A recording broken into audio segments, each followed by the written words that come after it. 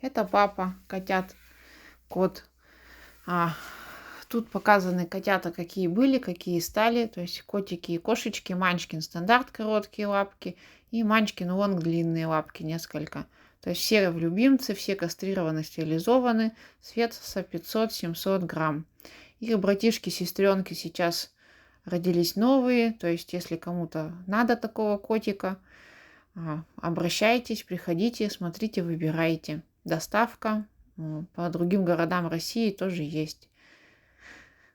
Котята в клубе зарегистрированы с документами. Родители в клубе тоже состоят, питомник оформлен. Ну вот одна кошечка была с разными глазками, цветом. Пушистая, Манчкин лонг. Вот эта пушистая тоже, Манчкин лонг.